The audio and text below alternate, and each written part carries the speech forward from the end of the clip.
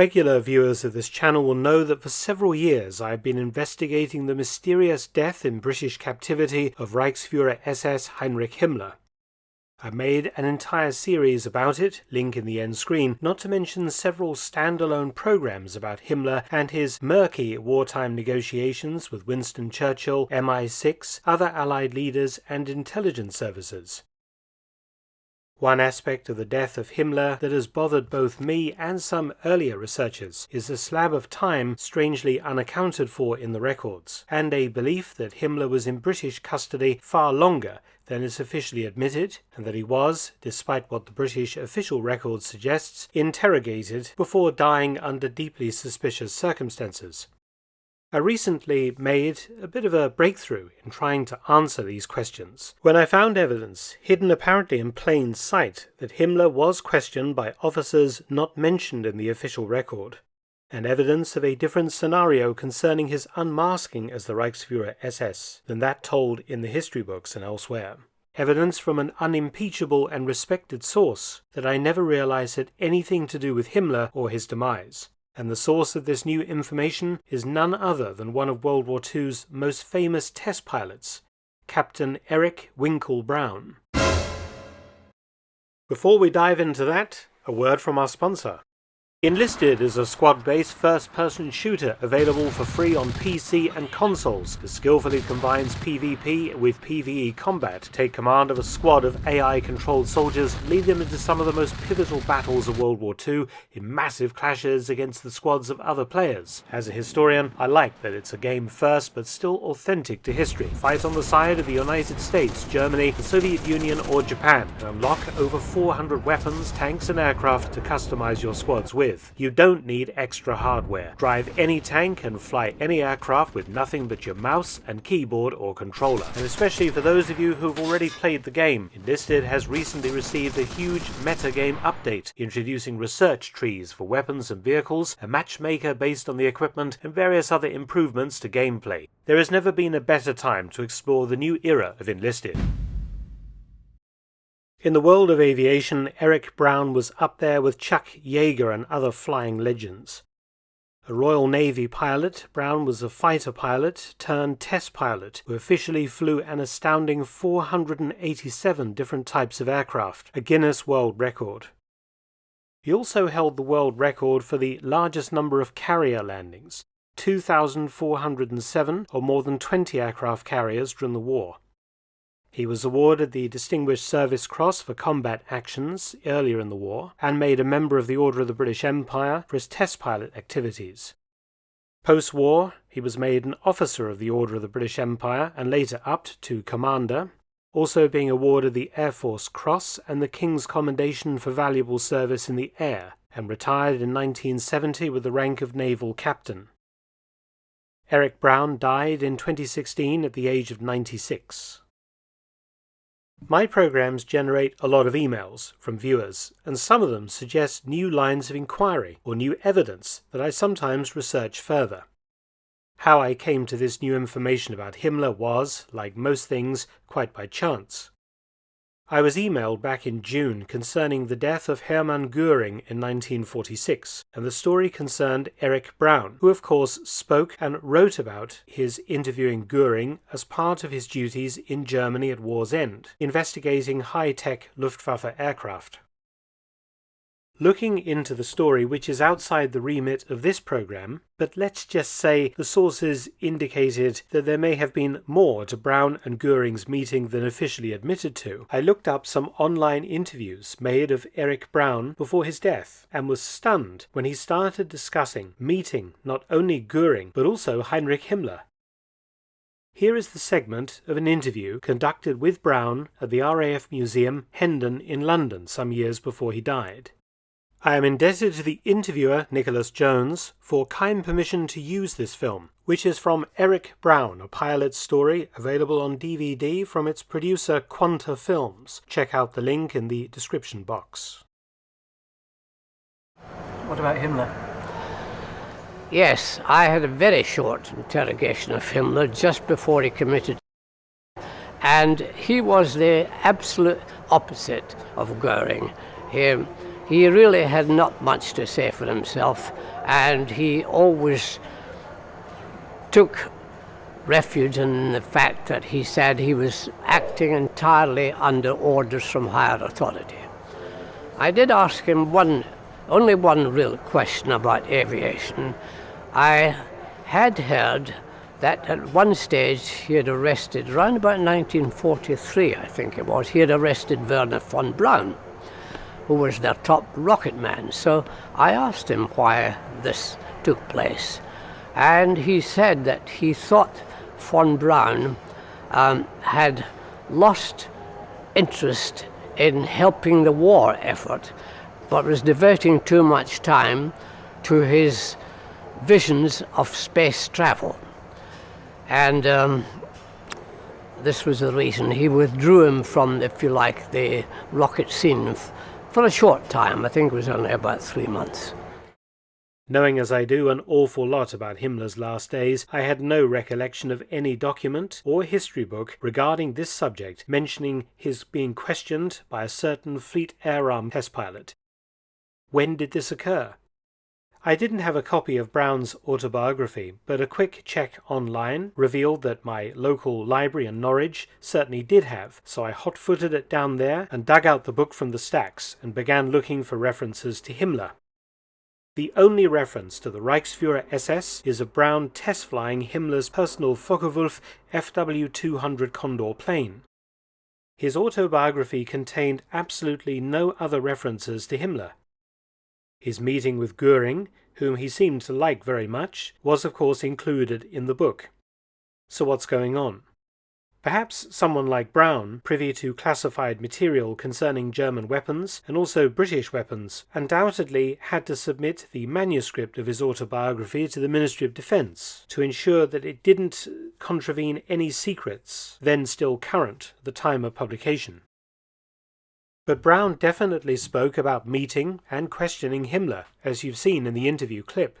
He did this towards the end of his long life, when he was very elderly, but still sharp mentally. Had Brown let something about Himmler out of the bag? Was he too old to care anymore whether his apparently innocuous talk with Himmler contravened any official secrets? And more importantly, why had no other historians noticed this admission, which had been in the public arena for years? Was Brown telling the truth? He certainly had an excellent reputation for doing so, and I see absolutely no reason to disbelieve him on any other subject.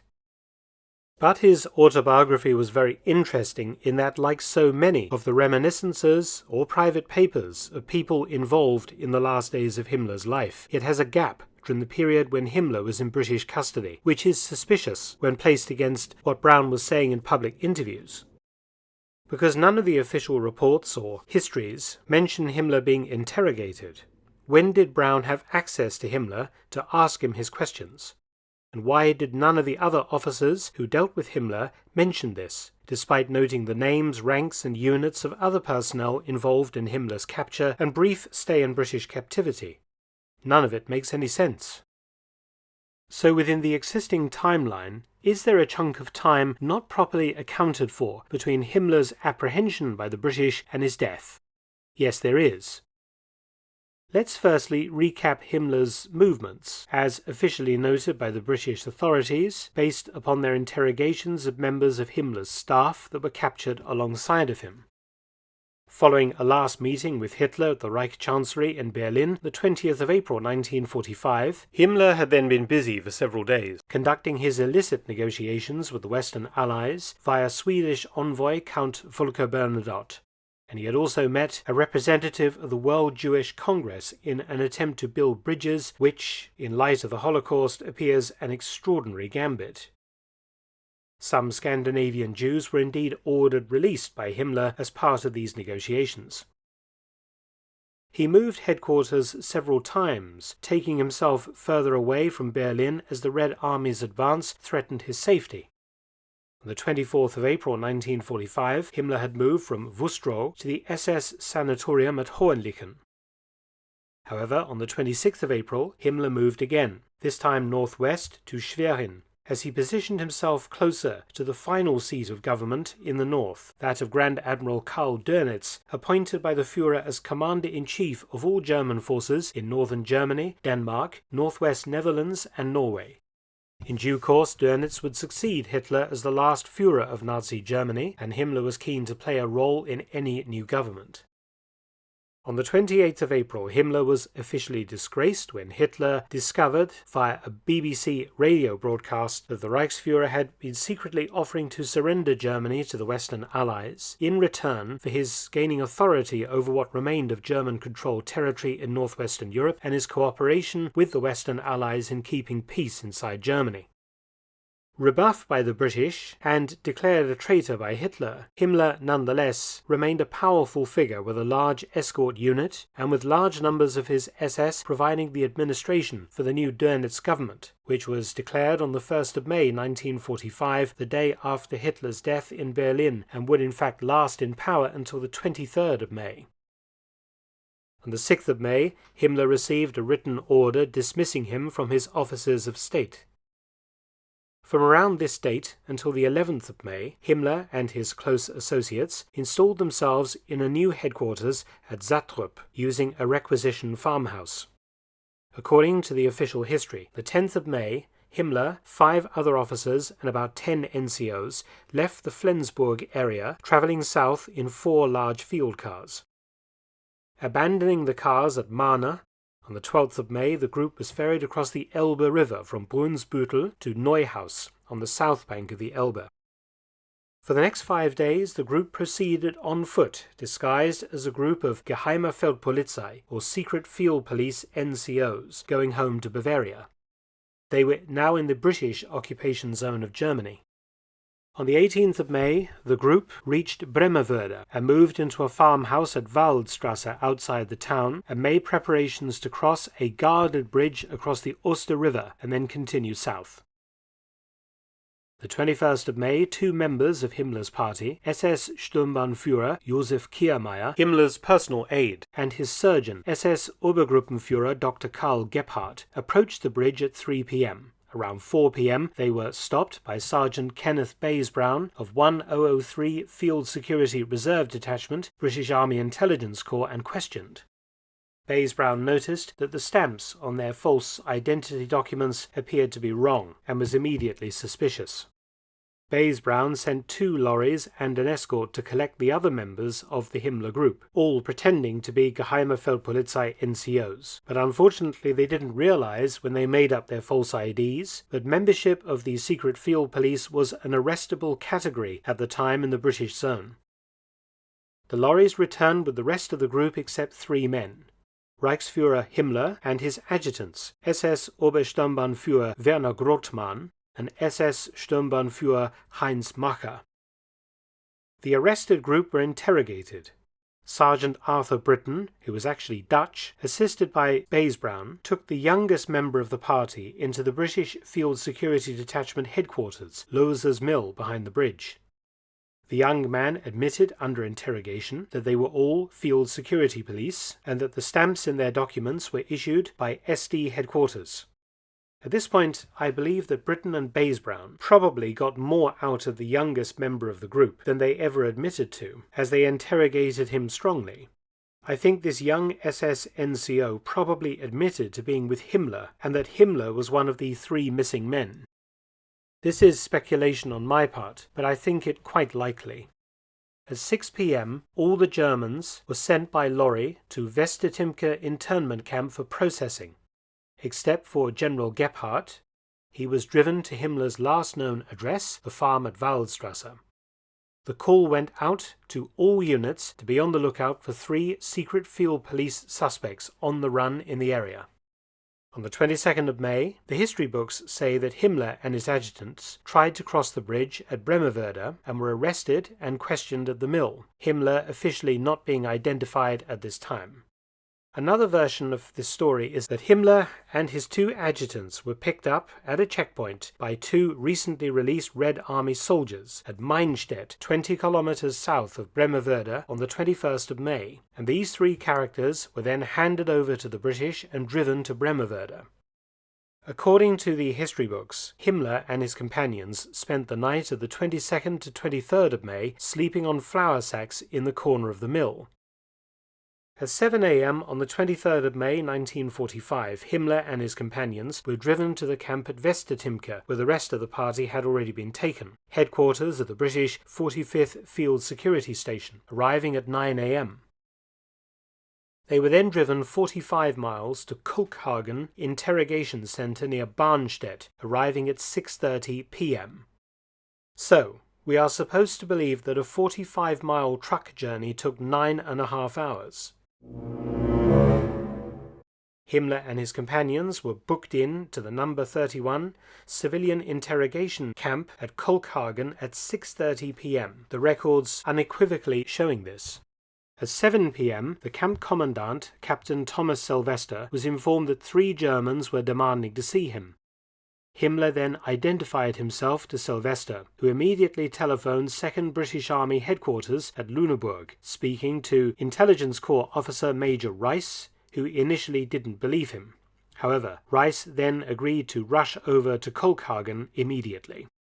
In the meantime, Sylvester ordered Himmler strip-searched and his clothes examined, and then he gave Himmler tea and thick cheese sandwiches, which he apparently ate, despite the official story of him having a glass ampule of cyanide concealed somewhere in his mouth. Himmler was also possibly allowed to wash and shave, which was against regulations. Sylvester later denied this. At about 7:30 p.m., Major Rice arrived. Himmler was then identified via a copy of his signature, a photograph of him in uniform, and asking him to recite his SS and Nazi Party numbers, which didn't quite match the numbers the British had on record. He was very chatty and cooperative, hardly the demeanour of a man shortly to take his own life. He also discussed a letter that he had been carrying addressed to Field Marshal Sir Bernard Montgomery, commander of the British 21st Army Group. This letter has never been seen again. Rice returned to headquarters at Lüneburg and spoke to his boss, the head of intelligence British 2nd Army, Colonel Michael Murphy. Murphy now left to see Himmler, but for some reason didn't arrive until 9:45 p.m. Was he busy doing something else, perhaps preparing a special house in Lüneburg where Himmler would be brought later? Murphy was aggressive towards Himmler from the get-go, calling him various names and using threatening behavior. He also ordered him strip-searched for a second time. At 10:45 p.m., Himmler was bundled, half-dressed, into Murphy's car and driven to Lüneburg, to a house being used for interrogations. The address, 31A Ulsenerstrasse. On arrival, Himmler was strip-searched for a third time, and then examined under Murphy's orders by a British Army medic, Dr. Wells. In the presence of Wells and Company Sergeant Major Edwin Austin of the Headquarters Defence Company, British 2nd Army, Himmler apparently managed to take poison during the medical examination and was declared dead around midnight on the 23rd of May 1945. So according to the histories based on official reports, there are only a few periods of time when Erich Braun could have spoken to Himmler. These are between 9 a.m. and 6:30 p.m. on the 23rd of May 1945, during the inexplicably lengthy transit between Westertimke and Kulkhagen camps. A 9.5-hour window existed here. Secondly, between 7 and 10:30 p.m., when Himmler was in the custody of Captain Sylvester, Major Rice, and latterly Colonel Murphy at Kulkhagen camp, a period of 3.5 hours. And thirdly, the period between arrival at 31A Ulsenerstrasse and Himmler's death at midnight on the 23rd of May, a period of less than 1 hour. That is it. Yet at no point in the official records or any of the history books is the presence of Captain Braun officially noted or mentioned. There is no record of him having questioned Himmler. This lends weight to a contention myself and several other researchers have that Himmler was actually in British captivity far longer than is being admitted, and that he was properly interrogated. The basis for this claim is that Himmler was indeed picked up on the 21st of May by Red Army soldiers working for the British at a checkpoint, and more than that, he was identified as Himmler that same day, and not on the 22nd of May as all records suggest. So how does all this official evidence of Himmler's movements fit with Braun's oral and written testimonies? Braun's fluency in German was to be utilized by the Air Ministry to organize classes in German for scientists who would shortly be sent to Germany to investigate German technology. Braun was declared Commanding Officer, Enemy Aircraft Flight at the Royal Aircraft Establishment Farnborough. In mid-April 1945, he was ordered to stand ready for departure to Germany. Braun landed by air with the first contingent of British scientists and technicians at an airbase not far from Belsen concentration camp. After dispersing his men, Braun was chatting in German to Luftwaffe ground crew at the base when he was approached by Brigadier Glyn Hughes, 2nd Army Medical Director. Glyn Hughes would be the officer that ordered a post-mortem examination of Himmler shortly after his death, but incredibly neglects to mention this or anything about Himmler's death in his official papers which I examined in London.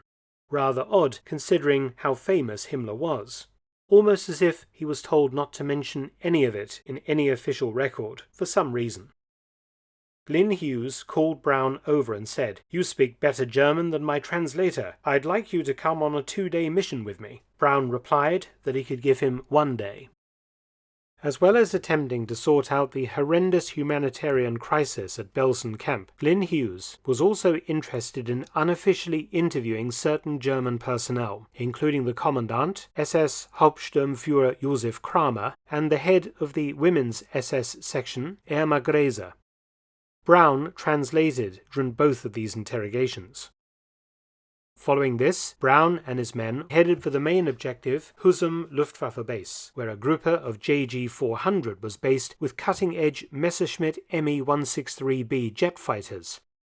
All of the jets were captured intact. Following this, Braun was ordered to Denmark, to the night fighter base at Grove, to obtain an Arado AR-234B jet bomber for study by the British. He flew from Husum to Grove in an RAF Avro Anson, and the German commanding officer surrendered his airfield and 2,000 men to him and the RAF aircrew.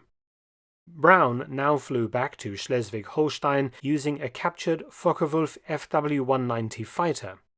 He flew over Flensburg, noting a lot of German ground activity, and when he tried to land at Flensburg airfield, which is of course close to Grand Admiral Dönitz's final Nazi government, he was met by small arms fire and flew off to Schleswig instead. At Schleswig, an intact Messerschmitt Me-262 was captured, and Braun test flew it. Braun now claimed, in his autobiography, not to have been present in Germany during the period when Himmler was captured and died. He says that he was ordered to the Royal Aircraft Establishment to carry out the first test for deck landing potential of the new de Havilland Vampire jet fighter. This test occurred at Hatfield on the 19th of May 1945, when Himmler was then in hiding at the farmhouse outside Bremerwörde. He says that he was due back in Germany, but was suddenly given a new assignment. A signal had been received from the British Air Attaché in Dublin, Ireland, concerning a German Junkers Ju-88 night fighter that had flown to the Irish Republic, the crew having been interned. The Irish government was happy to hand the plane over to the RAF. Braun claims in his autobiography that this operation took place on the 2nd of June 1945. Himmler was of course dead at midnight on the 23rd of May. On the 17th of June 1945, Braun met Hermann Göring at the Hotel Mondorf camp in Luxembourg and interviewed him as part of his duties. But in the oral interview, Braun admits to being in Germany for part of the time he officially wasn't in his autobiography. In a public lecture Braun gave in Cambridge on the 5th of April 2014, he said the following, quote, "I was at an airfield called Selva, which is quite near this village called Barnstedt, and I got a call from the headquarters saying, 'Look, in peacetime you've seen Himmler at big parades. We heard you say he walked in a peculiar manner. Would you come and identify this guy we have?' So I agreed, and as soon as I walked in I knew it was him. He didn't have to walk up and down, but we made him do so." End quote. All official records state that Himmler was only identified at Barnstedt camp, that is Kolkhagen, once Major Rice had arrived with a copy of Himmler's signature, an official photograph of him in uniform, and the details of his 2 identity numbers. There is no mention of an officer being brought in to visually identify Himmler based on having previously seen him in person, or that Himmler had a peculiar walk. Brown continues, quote, "I said to him, the intelligence chap, can I interrogate him? They said, no, you can't. I said, well, let me ask him 2 questions, just to prove his identity. Only he will know the questions." End quote. In his talk, Brown only repeats the Werner von Braun story from his RAF museum interview. What the other question was, we don't know. To be honest, these questions would have been vital to establishing Himmler's identity, but the asking of these questions is completely left out of the official story. Why? Probably because Brown and representatives of other interested agencies actually interrogated Himmler in more detail and for longer than has ever been admitted. Brown said that he was near Barnstedt when intelligence contacted him to help identify Himmler. Kolkhagen camp was at Barnstedt, which he mentioned. Himmler allegedly didn't reveal his identity to Captain Sylvester till 7 p.m., and Major Rice arrived at 7:30 p.m., with Colonel Murphy arriving at 9:45. Himmler left for Lüneburg at 10:40. That is a window of 3 hours 40 minutes for British intelligence to work out that a naval officer named Brown is in the area on Air Ministry business, and that he had seen Himmler in person before the war. Then Brown had to be located, contacted, and told to come over and help identify the suspect. Seems a bit tight to me, and also rather coincidental. Surely the Air Ministry would have been interested in specifically asking Himmler questions about the V-weapons program. The V-2s, of course, had been taken over by the SS in 1944, and especially due to the fact that Himmler's man who was running this program, SS General Dr. Hans Kammler, had disappeared into thin air at war's end and was never found. Did Brown leave us a rather big clue? That apparently innocuous question about Werner von Braun. I don't think it was particularly coincidental that Captain Brown was in the room with Himmler. The story is of course more believable if Himmler was in British custody for longer, and evidence does exist for this. I'll come back to that in a moment. However, Brown mentioned other things in other interviews.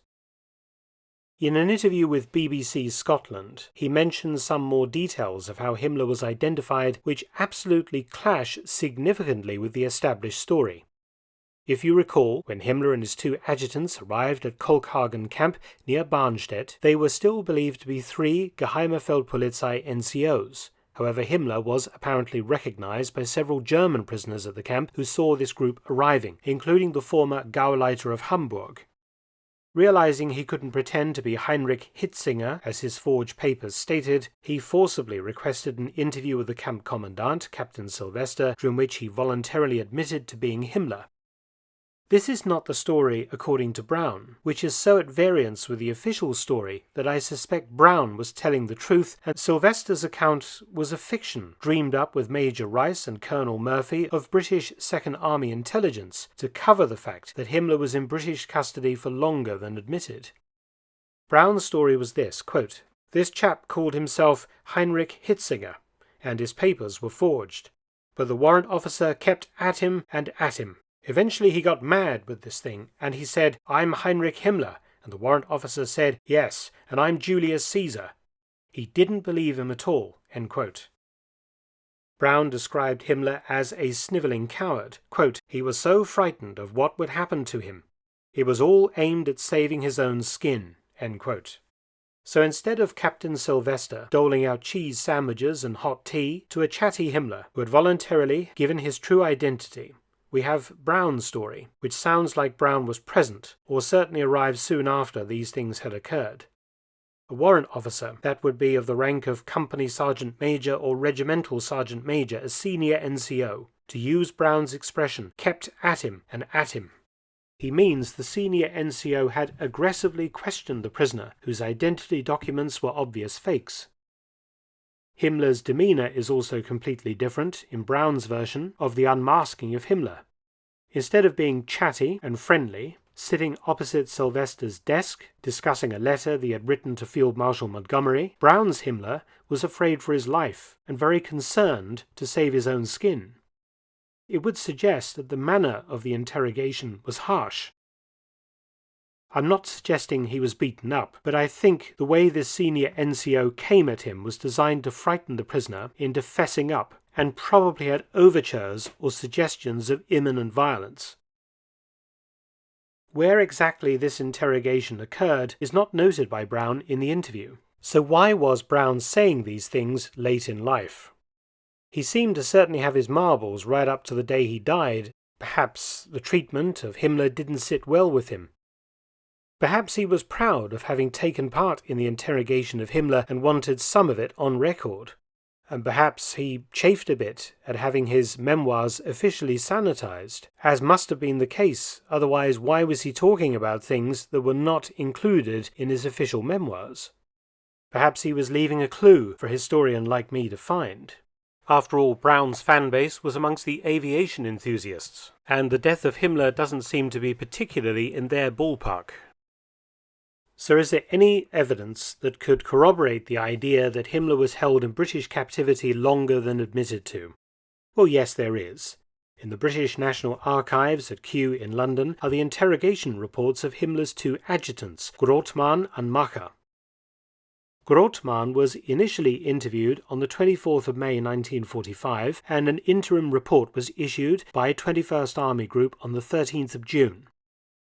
Grothmann states that he, Macher and Himmler were all captured together on the 21st of May 1945. Macher's interrogation report dated the 23rd of October 1945 says the same, captured 21st of May 1945. I suspect that Himmler was actually identified on the 21st of May as well, rather than the next day, the 22nd, which is the official story.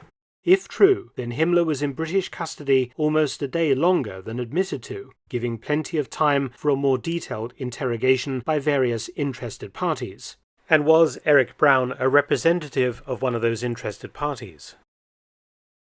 Two other pointers to some sort of official cover-up are the fact that the 3-page war diary for May 1945 from the 2nd Army Defense Company, which guarded 31A Ulsenerstrasse, where Himmler was taken and died, shows evidence of tampering. Researchers have noted that the second page of the 3 pages for May 1945 has, according to experts, been retyped by someone using the same typewriter but with a different typing style, who uses different ways of expressing numbers and names. The new page shows no entries between the 20th and the 23rd of May 1945, the latter of course being the date of the death of Himmler. Was the page retyped to conceal evidence that Himmler was in British captivity under his own name on the 21st and 22nd of May 1945? It appears the logical explanation, and also suggests that if this is true, that Himmler was at 31A Ulsenerstrasse earlier than the 23rd of May 1945 as the record shows. Why else would he have been entered in the 2nd Army Defense Company war diary?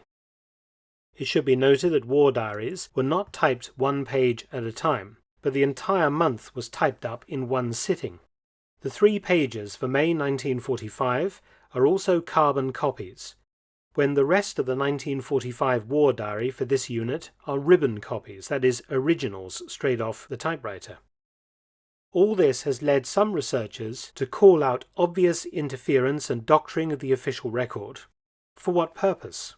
Well, perhaps, if Grothmann and Macher are to be believed, to cover up the fact Himmler was in British custody for longer than admitted to. And also, as I have suggested in earlier videos, perhaps to cover up the manner of Himmler's death, what really happened. If Eric Brown was telling the truth in the talks and interviews that he gave, then his testimony has opened up for the first time fresh avenues to explore in trying to unravel the real story of the demise of Reichsfuhrer SS Heinrich Himmler in British captivity over 80 years ago. Sign up today for Enlisted using the link in the description and receive a special bonus pack for new players on PC. You'll also receive 4,000 silver and 3 days premium account. This offer has a limited time, so get it today. Thanks for watching. Please subscribe and share. Also visit my audiobook channel, War Stories with Mark Felton. You can also help to support both of my channels at PayPal and Patreon. Details in the description box below.